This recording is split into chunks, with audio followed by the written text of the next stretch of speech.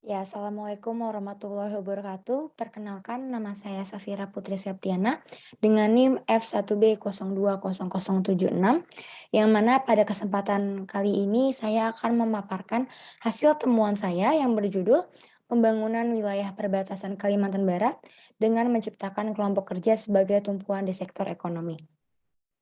Video pemaparan ini dibuat semata-mata untuk menjadi bahan pertimbangan nilai UTS Teori Pembangunan semester 3 jurusan Administrasi Publik, Fakultas Ilmu Sosial dan Ilmu Politik, Universitas Jenderal Sudirman, seperti itu.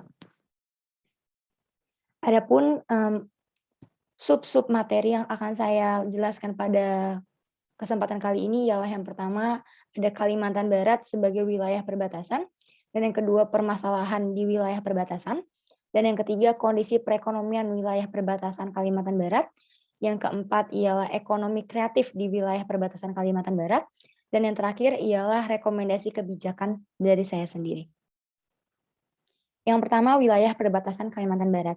Kalimantan Barat merupakan provinsi yang terletak di daerah perbatasan antara Indonesia dan Sarawak, Malaysia. Sesudah kemerdekaan, perhatian pemerintah pusat terhadap Kalimantan Barat mengalami peningkatan sejak konfrontasi dengan Malaysia pada awal tahun 1960-an. Letaknya yang memiliki nilai geostrategis di satu sisi dan kekayaan alamnya di sisi lain merupakan pendorong utama berbagai kebijakan pemerintah pusat untuk mengeksploitasi Kalimantan Barat yang pada gilirannya menimbulkan berbagai implikasi sosial, baik sosial, ekonomi, maupun budaya terhadap penduduknya. Di samping itu, kekayaan alam yang dimiliki oleh Kalimantan Barat eh, terlebih di daerah pedesaan, yang mana pedesaan tersebut ialah daerah atau wilayah perbatasan, itu mengakibatkan kurangnya kinerja dari pemerintah pusat untuk mengeksplorasi. Walaupun di PPT tetap mengeksploitasi, tetapi nyatanya pemerintah harus mengeksplorasi kekayaan alam maupun kekayaan budaya yang terdapat di Kalimantan Barat, khususnya yang berada di wilayah perbatasan, untuk meningkatkan taraf hidup atau taraf ekonomi warga atau masyarakat setempat, seperti itu. Yang kedua ialah permasalahan wilayah perbatasan. Ketimpangan terjadi antara kawasan perkotaan dan pedesaan. Hal itu dikarenakan ketidakmerataannya pembangunan terlebih di wilayah perbatasan. Jadi di antara kota Kalimantan Barat, itu ibu kotanya adalah Pontianak, dengan kawasan pedesaan yang mana itu dominan berada di wilayah perbatasan, sangat timpang. Yang namanya sarana, prasarana, telekomunikasi, konektivitas, jalan-jalan, jembatan, dan lain-lainnya itu sangat timpang seperti itu. Tidak adanya akses baik teknologi, informasi, ataupun infrastruktur membuat wilayah perbatasan menjadi wilayah darurat yang harus mendapat perhatian lebih dari pemerintah pusat dan pemerintah daerah. Di sini saya mau highlight bahwa pemerintah pusat mengambil alih segala kebijakan atau segala tindakan yang akan diberikan oleh wilayah perbatasan. Oleh karena itu, karena adanya otonomi daerah, maka diperlukan pembagian tugas antara pemerintah pusat dan pemerintah daerah agar pembangunan wilayah perbatasan, khususnya di Kalimantan Barat, menjadi maksimal dan tidak lagi tumpang tindih seperti itu. Permasalahan wilayah perbatasan. Yang pertama, yaitu konektivitas dan aksesibilitas yang tidak merata, yang mana konektivitas seperti internet dan aksesibilitas seperti jalan-jalan itu tidak merata gitu. Jadi saat kita memasuki wilayah perbatasan, jalan-jalan itu tidak semerta-merta bagus seperti di perkotaan. Kemudian sinyal baik internet maupun tidak juga sulit untuk didapatkan warga setempat untuk mengakses informasi lebih lanjut ataupun mengkonek dirinya dengan dunia luar atau dunia perkotaan terkait hal-hal tertentu. Dan yang kedua ada pelayanan dasar yang tidak merata. Pelayanan dasar terdiri dari rumah sakit, pendidikan, pelayanan-pelayanan birokrasi pemerintahan yang kurang merata, yang tidak merata di daerah wilayah perbatasan. Yang ketiga ialah pemanfaatan sumber daya alam (SDA) lokal dalam pembangunan yang tidak optimal, yang juga dipengaruhi oleh perbedaan karakteristik wilayah. ini yang saya tadi sempat mention tadi, bahwa sumber daya alam kurang dieksplorasi oleh pemerintah setempat maupun pemerintah pusat, yang mana mengakibatkan kurang optimal, tidak optimalnya pembangunan yang berada di wilayah wilayah perbatasan. Dan yang keempat ialah tidak optimalnya pembangunan wilayah dengan keragaman kultur dan sosial budaya masyarakat. Mengapa demikian? Karena tadi kurangnya eksplorasi dari pemerintah pusat maupun pemerintah daerah tentang sumber daya alam ataupun memang sumber daya kebudayaan yang masyarakat setempat miliki. Yang kelima ialah kebijakan afirmasi dan pendanaan pembangunan yang kurang merata. Ini disebabkan karena APBN ataupun APBD yang dialokasikan untuk wilayah perbatasan tidak mengerti apakah kurang ataukah memang tidak cukup seperti itu. Yang mengakibatkan bahwa pembangunan jalan, pembangunan infrastruktur, sarana dan prasarana di wilayah perbatasan tidak merata, kurang merata dan tidak optimal seperti itu. Dan yang keenam ialah persebaran pusat-pusat pertumbuhan yang tidak merata. Di wilayah perbatasan, pusat-pusat pertumbuhan seperti ekonomi, pasar, dan lain-lain itu tidak merata.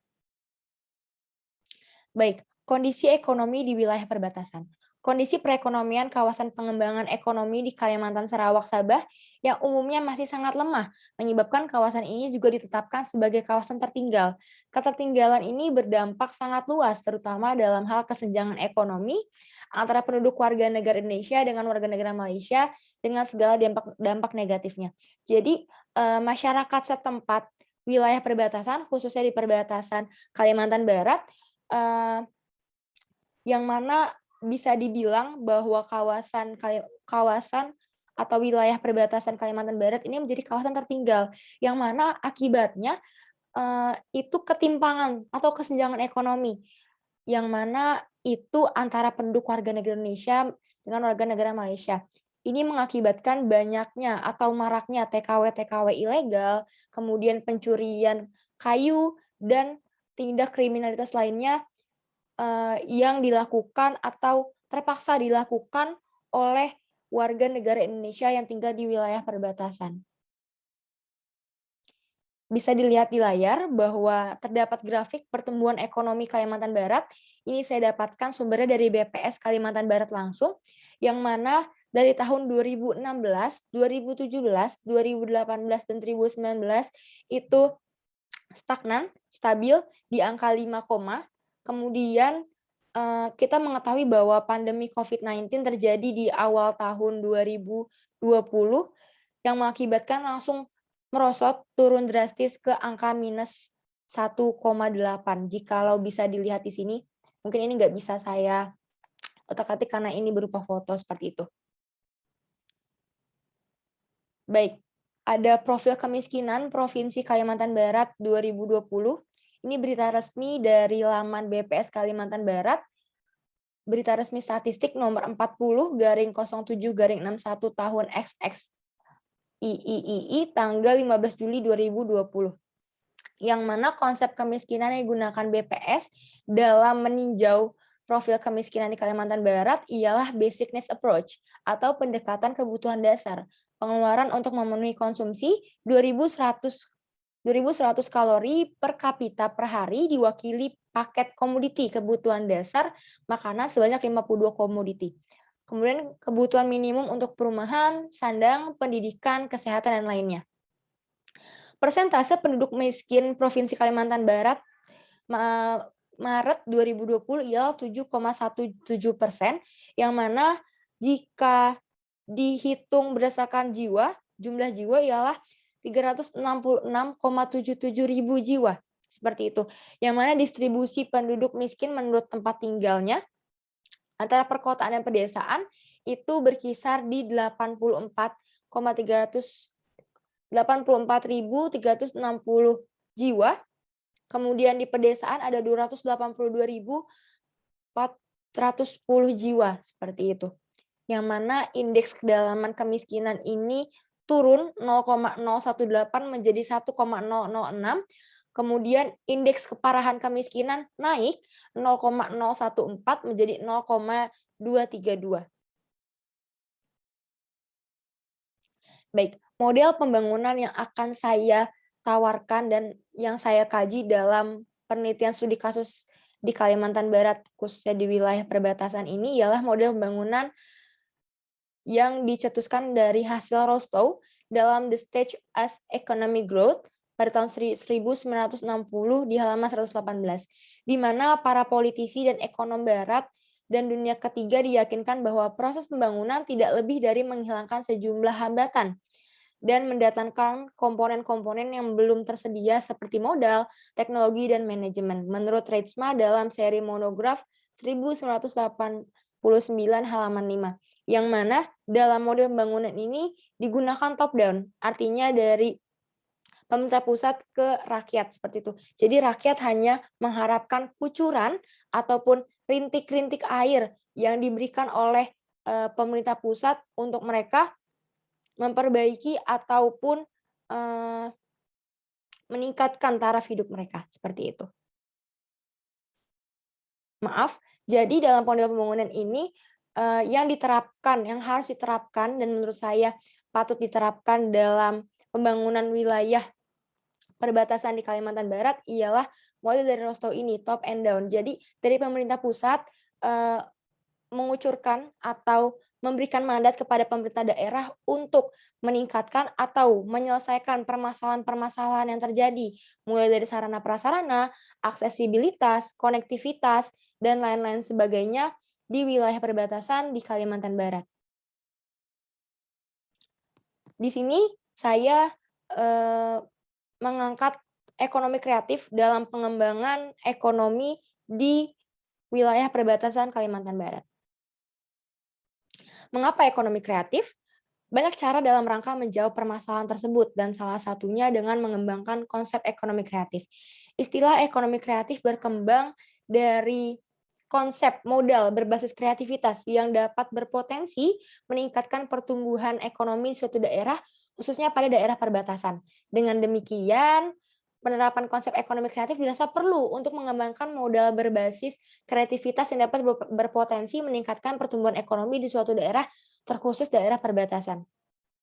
Daerah yang cenderung memiliki potensi di sektor pariwisata dan kebudayaan sebagai komoditas unggulan, kerap kali ditemukan aktivitas usaha industri kreatif di mana sektor tersebut sebagai penyumbang perekonomian serta pendapatan daerah tersebut.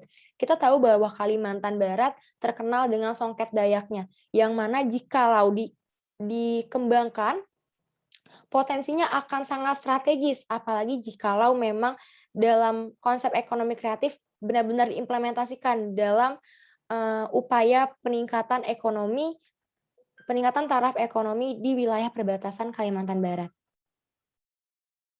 Ya, di sini saya memiliki data, merupakan data pelaku ekonomi yang sumbernya langsung saya dapatkan dari Badan Ekonomi Kreatif tahun 2019. Di sini tertera bahwa ada data pelaku dari masing-masing kabupaten atau kota yang berada di Kalimantan Barat dengan totalnya masing-masing, seperti itu. Yang pertama ada Kabupaten Kuburaya dengan total 13,30%, lalu disusul oleh Kota Pontianak. Ini Kota Pontianak cukup besar karena memang Kota Pontianak ialah ibu kota dari Kalimantan Barat, di angka 64,69%. Kemudian yang ketiga ialah Kabupaten Mempawah, 3,21%.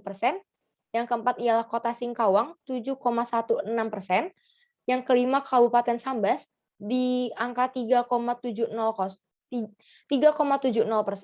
Yang keenam ada Kabupaten Kapuas Hulu di angka 0,74%. Yang ketujuh ada Kabupaten Melawi di angka 1,23%. Kemudian ada Kabupaten Ketapang di angka 2,22%. Yang ke-9 ada Kabupaten Kayong Utara dengan nilai 0,49%.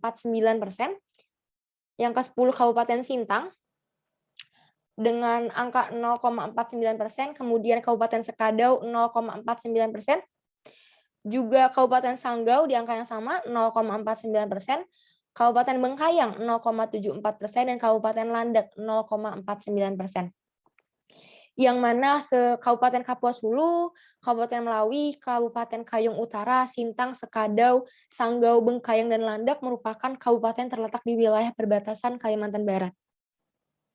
Bisa dilihat bahwa total dari data pelaku ekonomi tidak melebihi angka 3%, itu semua di bawah 3%, yang mana hal ini sangat disayangkan karena memang kekayaan sumber daya alam maupun sumber daya kebudayaan, kerajinan, kriya, dan lain-lain sebenarnya banyak dari Kalimantan Barat. Cuman memang belum dikembangkan secara optimal, secara efisien dan efektif guna meningkatkan data pelaku ekonomi di kabupaten-kabupaten yang berada di wilayah perbatasan Kalimantan Barat. Ya, di sini berdasarkan data pelaku ekonomi yang telah dipaparkan, pelaku ekonomi yang ada di Kalimantan Barat cenderung masih rendah. Oleh karena itu, perlu adanya upaya yang tadi saya bilang dilakukan untuk mendorong potensi adanya usaha baru dengan melibatkan pihak-pihak yang berpengaruh seperti stakeholder, yaitu pemerintah, sektor swasta, dan masyarakat setempat yang dapat mendukung berkembangnya ekonomi kreatif.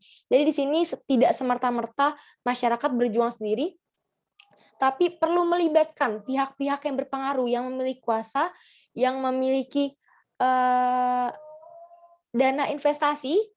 Kalau yang berkuasa itu pemerintah, dan dana investasi itu sektor swasta, dan masyarakat yang diberdayakan untuk mendukung berkembangnya ekonomi kreatif di wilayah perbatasan Kalimantan Barat.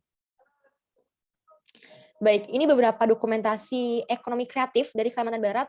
Terdapat songket, bisa dilihat di atas kiri.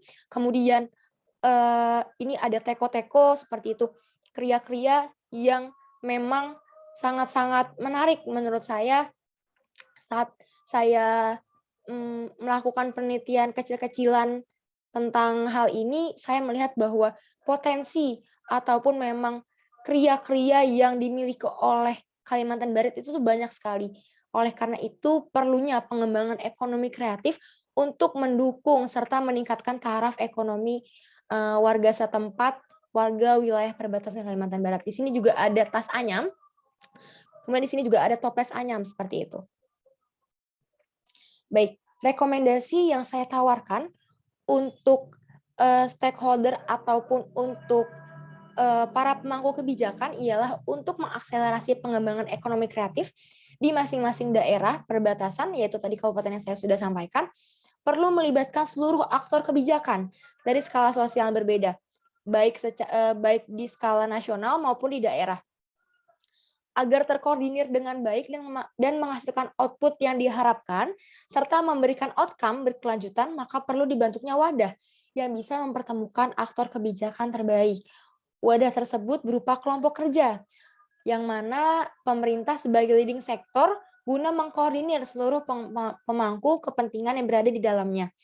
Dalam hal ini, kelompok kerja atau Pokja dapat berperan aktif dalam mendorong pemerintah daerah, utamanya terkait penyelenggaraan pengembangan ekonomi kreatif, yang disertai pembentukan Pokja dengan dibentuknya peraturan normatif seperti peraturan pemerintah supaya memiliki payung hukum yang mengikat. Jadinya di sini saya ingin merekomendasikan pembentukan kelompok kerja yang mana dapat diisi satu kelompok itu 15 sampai 20 pelaku UMKM, usaha menengah, ya seperti itu, untuk secara pemerintah atau pemangku kebijakan atau kebijakan itu dapat dengan mudah mengkontrol, menjadi leading sektor nih, kepada teman-teman yang tergabung di kelompok kerja untuk menjadikan atau untuk mengkoordinir, untuk memantau perkembangan atau jalannya penyelenggaraan pengembangan ekonomi kreatif itu sendiri, seperti itu. Terima kasih.